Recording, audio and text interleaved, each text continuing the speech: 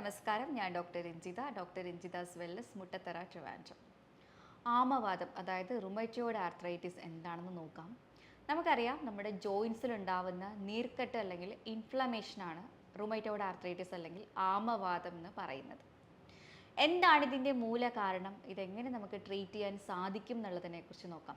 പലരും പറയുന്നത് ആമവാദം വന്നു കഴിഞ്ഞ് ഇനി ഒന്നും ചെയ്യാൻ പറ്റില്ല, നമ്മളിത് വേദന സഹിച്ച് തന്നെ മുന്നോട്ട് പോകണം എന്നുള്ളതിനെ കുറിച്ചിട്ടാണ്. പക്ഷേ നിങ്ങളിതിൻ്റെ മൂല കാരണം മനസ്സിലാക്കി അതിനെ ട്രീറ്റ് ചെയ്യാൻ ശ്രമിക്കുക, നല്ല രീതിക്ക് നമുക്കതിനെ മാനേജ് ചെയ്യാൻ സാധിക്കുന്നതാണ്. പിന്നെ മറ്റൊരു കാര്യം, മിക്ക പേഷ്യൻസും വരുന്നത് ഈ വാദമൊക്കെ സ്റ്റാർട്ട് ചെയ്ത് ഈ ഒരു സിംറ്റംസ് ഒക്കെ തുടങ്ങി ഒരു 6-7 വർഷം കഴിഞ്ഞിട്ടായിരിക്കും.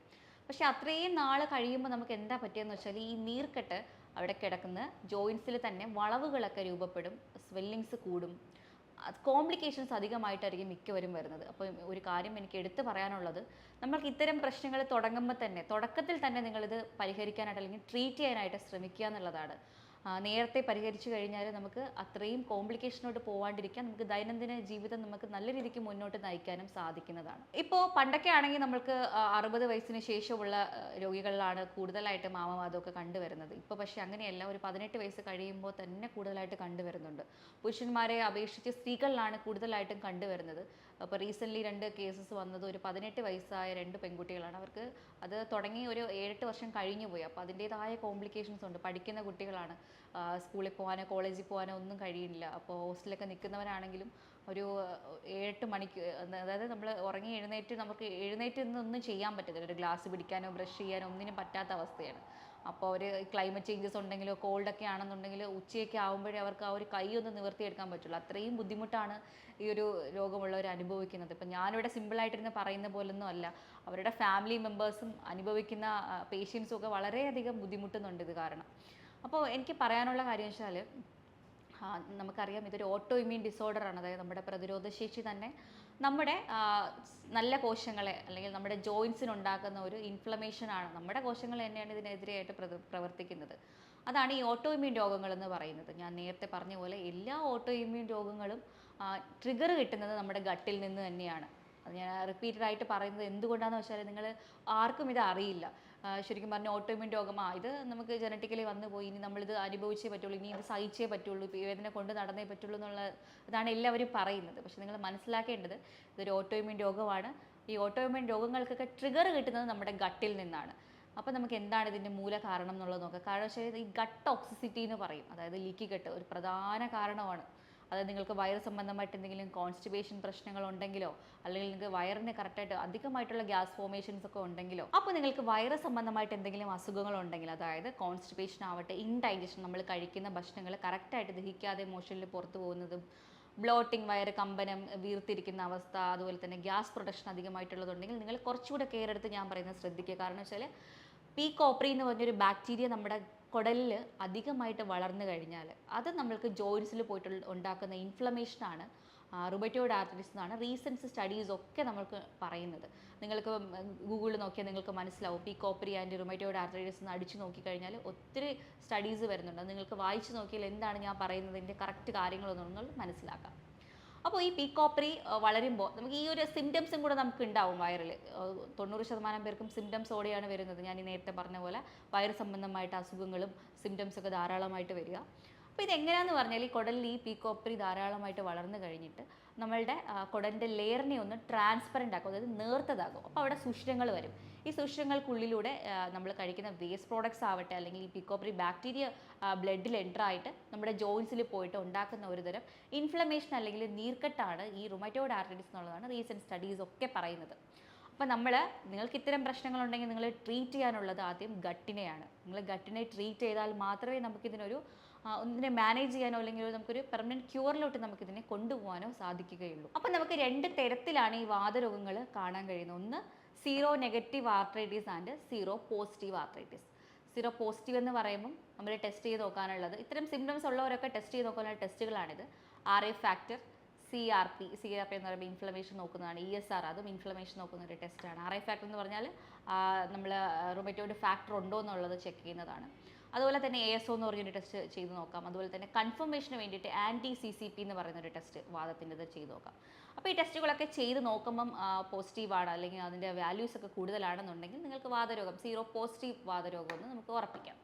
ഇനി ചിലർക്കാവട്ടെ എല്ലാ സിംറ്റംസും വളരെയധികം കൂടുതലായിരിക്കും, പക്ഷേ നമ്മൾ ചെക്ക് ചെയ്ത് നോക്കുമ്പം പ്രത്യേകിച്ച് നമ്മൾ ഒന്നും ഫൈൻഡ് ചെയ്യാൻ പറ്റണമെന്നില്ല. കാരണം അവരുടെ ആൻറ്റി-CCP ഒക്കെ ചിലപ്പം നെഗറ്റീവ് ആയിരിക്കാം, അല്ലെങ്കിൽ അവരുടെ RA ഫാക്ടർ നെഗറ്റീവ് ആയിരിക്കാം. പക്ഷേ ESRും CRPയിലൊക്കെ ചെറിയ വേരിയേഷൻസ് കാണിക്കാം, നീർക്കെട്ട്. അപ്പോൾ അത് നമ്മൾ വെച്ചിട്ട് നമ്മൾ ഒരിക്കലും അവർക്ക് വാദം ഇല്ലാന്ന് നമുക്ക് ഉറപ്പിക്കാൻ പറ്റില്ല. അങ്ങനെ പറയേണ്ട ഒരു കണ്ടീഷനാണ് സീറോ നെഗറ്റീവ് ആർത്രൈറ്റിസ് എന്ന് പറയുന്നത്. അപ്പോൾ നമുക്ക് അവർക്ക് ബ്ലഡിൽ നമുക്ക് പെട്ടെന്ന് RA ഫാക്ടറിനെ നമുക്ക് കണ്ടുപിടിക്കാൻ സാധിക്കാതെ വരുന്ന ഒരു കണ്ടീഷനാണ്. പക്ഷേ അത് വാതരോഗമാണ്. അതിന് പറയുന്നത് സീറോ നെഗറ്റീവ് ആർത്രൈറ്റിസ് എന്നുള്ളതാണ്.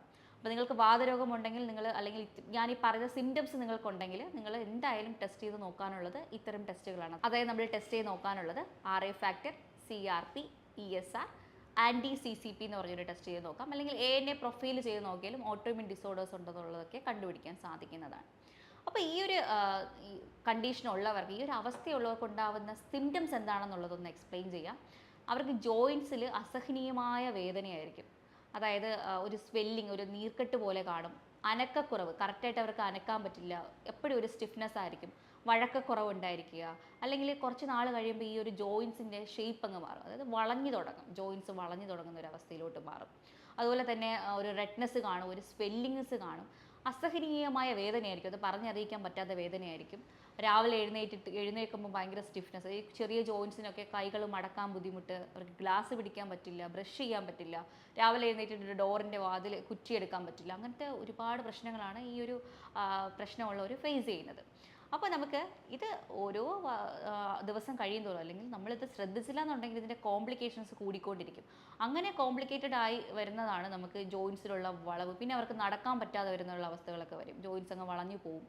പിന്നെ നമുക്ക് ശരിയാക്കാനും വലിയ ബുദ്ധിമുട്ടായിരിക്കും. മുട്ടിനെയൊക്കെ നോക്കിക്കഴിഞ്ഞാലും അറിയാം, ഒന്നും ചെയ്യാൻ പറ്റില്ല. വഴക്കക്കുറവ് കാരണം അവർക്ക് നീര് കെട്ടിക്കിടന്ന് ജോയിൻസ് വളഞ്ഞു പോവും. പിന്നെ നടക്കാനൊന്നും പറ്റാത്തൊരവസ്ഥ ഉണ്ടാവാറുണ്ട്. അതുകൊണ്ടാണ് ഞാൻ നേരത്തെ പറഞ്ഞത്, നമ്മുടെ സിംറ്റംസ് തുടങ്ങുമ്പോൾ തന്നെ നമ്മൾ ട്രീറ്റ് ചെയ്ത് ശരിയാക്കാൻ വേണ്ടിയിട്ട് നിങ്ങൾ ശ്രമിക്കേണ്ടത് വളരെ വളരെ അത്യാവശ്യമായിട്ടുള്ള ഒരു കാര്യമാണ്. അപ്പം നമ്മൾക്കിത് എങ്ങനെ ട്രീറ്റ് ചെയ്യാം എന്നുള്ളതിനെക്കുറിച്ച് പറയാം. ഇനി നിങ്ങൾക്ക് രാവിലെ എഴുന്നേൽക്കുമ്പോൾ മോർണിംഗ് സ്റ്റിഫ്നെസ് ഉണ്ടാവില്ലേ? അത് എല്ലാവരും പറയുന്ന ഒരു പ്രശ്നമാണ്. ആദ്യം നമ്മളുടെ ചെറിയ ജോയിൻസിനെ ബാധിച്ചിട്ടാണ് ഇത് വലിയ ജോയിൻസിലോട്ട് മാറുന്നത്. അപ്പോൾ അതിനെ കുറയ്ക്കാനായിട്ടുള്ള 2 കാര്യങ്ങൾ പറയാം വീട്ടിൽ ചെയ്യാൻ വേണ്ടി തന്നെ. അത് നമ്മൾ കുറയ്ക്കാനായിട്ട് നമ്മൾ കണ്ടിന്യൂസ് ആയിട്ട്, നിങ്ങൾക്ക് ആ ബുദ്ധിമുട്ട് നിൽക്കുന്നുണ്ടെങ്കിൽ കണ്ടിന്യൂസ് ആയിട്ട് ചെയ്യണം. അതായത് കുറച്ച് ചെറുചൂട് വെള്ളം എടുക്കുക, അത്യാവശ്യത്തിന് ചൂട് വേണം. ഒരു കട്ടിയുള്ള ടവൽ അതിൽ നന്നായിട്ടൊന്ന് മുക്കി പിഴിഞ്ഞെടുത്തിട്ട് നമ്മുടെ 2 കൈയിലും ഒന്ന് ചുറ്റി കെട്ടി വയ്ക്കണം. കെട്ടി വെച്ചതിന് ശേഷം ഒരു ഡ്രൈ ക്ലോത്ത്, അതായത് ഉണങ്ങിയ ഒരു ടവൽ എടുത്തിട്ട് അതിൻ്റെ മുകളിൽ വീണ്ടും ഒന്ന് ചുറ്റി വയ്ക്കുക. അത് ഈ ഒരു ചൂട് നമുക്ക് നിലനിൽക്കാൻ വേണ്ടിയിട്ടാണ് ഞാനിങ്ങനെ ഡ്രൈ കവർ ചെയ്യാൻ പറയുന്നത്. അപ്പോൾ അങ്ങനെ ചെയ്തിട്ട് ഒരു 20 മുതൽ അരമണിക്കൂർ വരെ വെയിറ്റ് ചെയ്യാൻ വേണ്ടി ശ്രമിക്കുക. എന്നിട്ട് നമുക്കിത് അഴിച്ചു മാറ്റാവുന്നതാണ്. ഇങ്ങനെ ചെയ്യുമ്പോൾ ഈ കോൾഡ്, അതായത് ക്ലൈമറ്റ് ചേഞ്ച് വരുമ്പോഴൊക്കെ, അത് നല്ല തണുപ്പുള്ള അന്തരീക്ഷമാണെങ്കിൽ നമുക്കിത് ഭയങ്കരമായിട്ട് കൂടാനുള്ള സാധ്യതയുണ്ട്. അപ്പോൾ അതുമൂലം ഉണ്ടാകുന്ന ബുദ്ധിമുട്ടുകൾ രാവിലെ നമുക്ക് കുറയ്ക്കാൻ വേണ്ടിയിട്ട് ഈ ഒരു കാര്യം ചെയ്യുന്നത് വളരെയധികം യൂസ്ഫുള്ളാണ്. അതുപോലെ തന്നെ പാരാഫിൻ വാക്സ് എന്ന് പറഞ്ഞൊരു ട്രീറ്റ്മെൻറ്റ്, അതായത് ഒരു തരം മെഴുകാണത്. അത് എല്ലായിടത്തും വാങ്ങിക്കാൻ കിട്ടും. ഈ ബ്യൂട്ടി ക്ലിനിക്സിലൊക്കെ യൂസ് ചെയ്യുന്നതാണ്, ഓൺലൈനിൽ നമുക്ക് വാങ്ങിക്കാൻ കിട്ടും. അപ്പോൾ ഈ പാരാഫിൻ വാക്സ് വാങ്ങിക്കുക. അതൊരു പെട്ടെന്ന് ഉരുകിപ്പോകുന്ന ഒരു തരം മെഴുകാണ്. അപ്പോൾ ഇത് നമ്മൾ എടുത്തിട്ട് നമ്മൾ 2 കൈകളും ഈ വാക്സിനുള്ളിൽ മുക്കി വയ്ക്കുക. മുക്കി കുറച്ച് സമയം, ഒരു 5 മിനിറ്റ് കഴിഞ്ഞ് നമ്മളത് എടുക്കണം. എടുക്കുമ്പോഴത്തേക്ക് ഈ വാക്സ് നമ്മുടെ ജോയിൻസിലും കയ്യിലും മൊത്തത്തിൽ ഇങ്ങനെ പറ്റി പിടിച്ചിരിക്കും. ഇതിന് നമ്മൾ എന്ത് ചെയ്യണം, ഒരു ക്ലോത്ത് എടുത്തിട്ട് കെട്ടി വെക്കണം. അപ്പോൾ അതിലൊരു ഹീറ്റ് നമുക്ക് കിട്ടും, ആ വാക്സിൻ്റെ ഒരു ഹീറ്റ് നമുക്ക് കിട്ടും.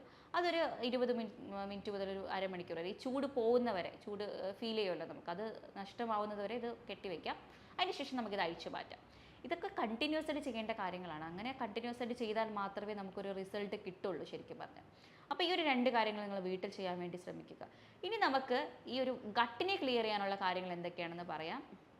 അതിൽ പ്രധാനമായിട്ട് നമ്മൾ വയറ് ക്ലെൻസ് ചെയ്യാതെ നമ്മൾ ഡീവോമിംഗ് ഒക്കെ ചെയ്തതിന് ശേഷം ഈ ഒരു പ്രോട്ടോക്കോൾ തുടങ്ങണം. അതിൽ ഡയറ്റും വരുന്നുണ്ട്, അതുപോലെ നമ്മൾ കഴിക്കേണ്ട കുറച്ച് കാര്യങ്ങൾ വരുന്നുണ്ട്. കുറച്ച് ഹെബ്സുകൾ, ഈ ബൊസ്വെല്ല പോലത്തുള്ള ഹെബ്സുകൾ അടങ്ങുന്ന ടാബ്ലറ്റ്സുകളുണ്ട്. അത് നമ്മൾ എടുക്കുന്നത് വളരെയധികം ഗുണം ചെയ്യും. അതുപോലെ തന്നെയാണ് പ്രോ ആൻഡ് പ്രീബയോട്ടിക്സ്. പ്രോബയോട്ടിക്സ് അറിയാമല്ലോ, നമ്മൾ ഈ പീക്കോപ്രി എന്ന് പറഞ്ഞാൽ വളരെ ബാഡായിട്ടുള്ള ഒരു ബാക്ടീരിയ ആണ്. അതിൻ്റെ ഓവർ ഗ്രോത്ത് കുറയ്ക്കണം എന്നുണ്ടെങ്കിൽ നല്ല ബാക്ടീരിയസ് കൊടുത്താൽ മാത്രമേ സാധിക്കുകയുള്ളൂ. അതിന് വേണ്ടിയിട്ട് പ്രോബയോട്ടിക്സ് നന്നായിട്ട് കഴിക്കുക. പ്രോബയോട്ടിക് ക്യാപ്സ്യൂൾസ് ഇന്ന് അവൈലബിൾ ആണ്, അത് നമുക്ക് കഴിക്കാം. അല്ലെങ്കിൽ നാച്ചുറലി നമുക്ക് യോഗട്ട് കേർഡ് എന്നൊക്കെ നമുക്ക് എടുക്കണമെങ്കിൽ അങ്ങനെ കഴിക്കാം.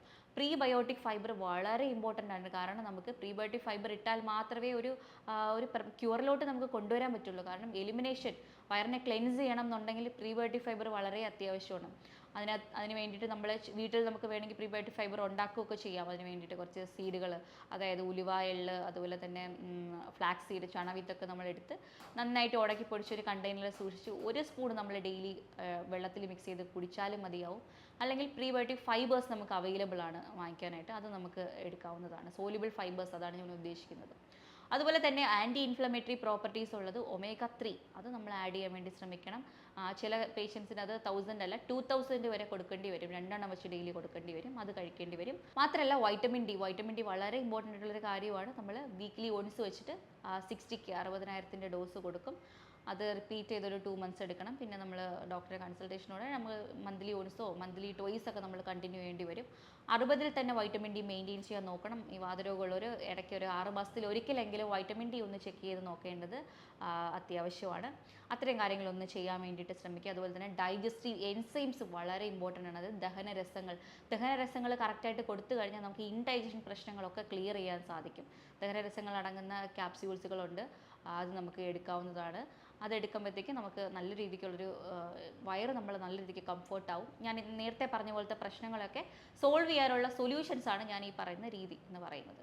അടുത്ത് നമ്മൾ അവോയ്ഡ് ചെയ്യാനുള്ള, ഭക്ഷണത്തിൽ നമ്മൾ തീരെ ഒഴിവാക്കാനുള്ള കുറച്ച് കാര്യങ്ങളെന്ന് പറയുന്നത് നമ്മൾ ഗ്ലൂട്ടൻ, ലാക്ടോസ് ആണ്. അതായത് പാല്, ഗോതമ്പ്, പാലുൽപ്പന്നങ്ങൾ, അതായത് പാൽ ചായ, പാൽ കോഫി, മിൽക്ക് ഷേക്ക്, ഐസ്ക്രീം, പാൽ പായസമൊക്കെ ഒഴിവാക്കേണ്ടി വരും. അതുപോലെ തന്നെയാണ് ഗ്ലൂട്ടൻ അടങ്ങുന്നത് ഗോതമ്പിലാണ്, നമുക്കറിയാം.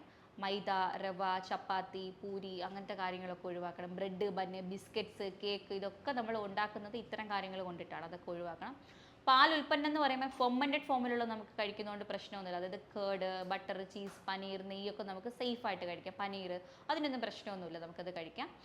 ഫെർമെൻറ്റഡ് ഫോം ആകുമ്പോഴത്തേക്ക് അതിലുള്ള എന്താ പറയുക ലാക്ടോസ് കണ്ടൻറ്റൊക്കെ ന്യൂട്രലൈസ് ആവും, നമുക്ക് സേഫായിട്ട് കഴിക്കാവുന്നതാണ്. അതുപോലെ ഗ്രെയിൻ ഫ്രീ ഡയറ്റ്, ഗ്രെയിൻസ് ഭയങ്കരമായിട്ട് നീർക്കെട്ട് അല്ലെങ്കിൽ ഇൻഫ്ലമേഷൻ കൂട്ടാൻ സാധ്യതയുണ്ട്. അതുകൊണ്ട് നല്ല രീതിക്ക് അന്നജം കുറയ്ക്കുക, അതായത് അരിയാഹാരം നന്നായിട്ട് കുറയ്ക്കാൻ വേണ്ടിയിട്ട് ശ്രമിക്കുക. എന്നാൽ മാത്രമേ നമുക്ക് നീർക്കെട്ട് കുറയ്ക്കാൻ സാധിക്കുകയുള്ളൂ. ഞാൻ ഈ പറയുന്ന ഡയറ്റ് 1 മന്ത് നിങ്ങൾ ചെയ്ത് നോക്കുവാണെങ്കിൽ നിങ്ങൾക്ക് നല്ല രീതിക്ക് ഒരു റിസൾട്ട് വരും.